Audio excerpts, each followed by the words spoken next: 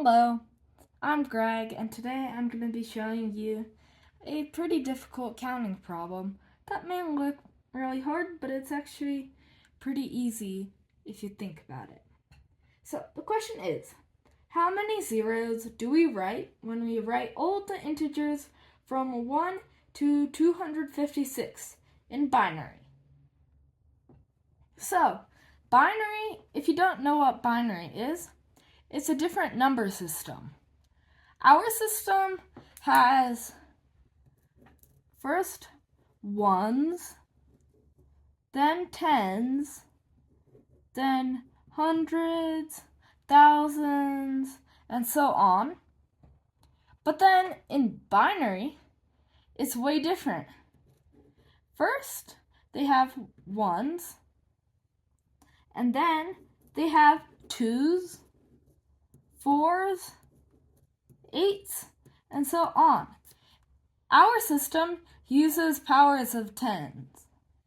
So this is 10 to the power of 0, 10 to the power of 1, 10 to the power of 2, and 1,000 is 10 to the power of 3, and so on. But then in binary, it's to the power of 2.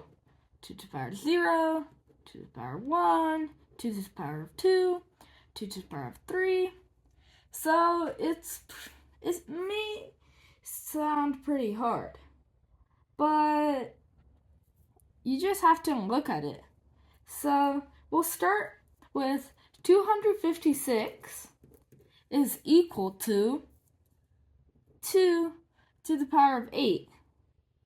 So there are going to be 9 digits, because first it's going to be 1, then 0, 0, 0, 0, 0, 0, 0, and 0. That's because this is not 2 to the power of 1, but it's 2 to the power of 0. So you have to add an extra digit, not just the power number of digits. So we can just count the number of zeros. There are 8 of them.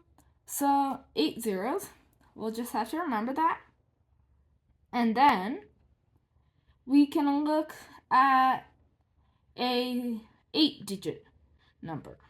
So the first digit always has to be 1, because you can't have a number that starts with 0. And the only choices for a digit, either 0 or 1.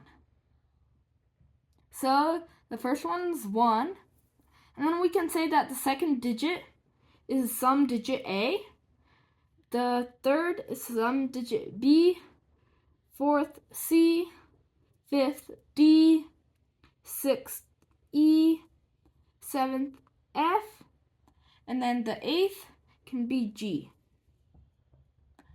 And then to count the number of zeros that can be in an 8-digit number in binary, if G is equal to 0, well then there are 2 possibilities for A, 2 possibilities for B, 2 for C, 2 for D, 2 for E, and 2 for F, and 1 for G, because we know what G has to be. It has to be 0.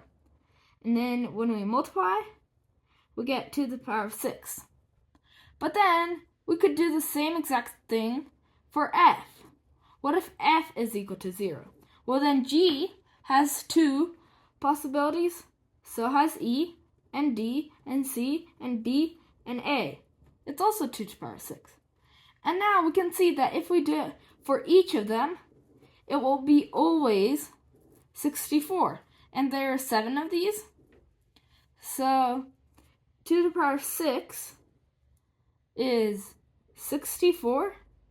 64 times 7 is how many zeros there are in an 8-digit number in binary. But then that's also only for the 8-digit number. What about for the 7-digit number? Well, it's kind of the same thing, because you have 1, the second digit can also be A, third B, third C, third D, third E, third F. And then we can do the same thing. F equals to 0. Well then 2 for E, 2 for D, 2 for C, 2 for B, 2 for A. That's 2 to the power of 5. And then there are 6 digits in total. So 2 to the power of 5 times 6.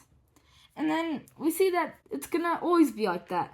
For the 6-digit number, it's going to be 2 to the power of 4 times 5. For the 5-digit number, 2 to the third times 4. For the 4-digit number, 2 to the power of 2 times 3. 3-digit number, 2 times 2. And for a 1-digit number, it's 1 times 1. And now we have to add all of them up. So, and we need to not forget about the 8, because 256 is counted. So 8, then 64 times 7 is 448. So add 448. Then 2 to the power of 5 times 6, that's 32 times 6, that's 192. And then 2 to the power of 4 times 5, that's 16 times 5, that is 80. And then that's 80. And then this is 8 times 4, 32. This is 4 times 3, 12. This is 4. This is 1. We add all of them up, and then we get 777. So, the answer is 777.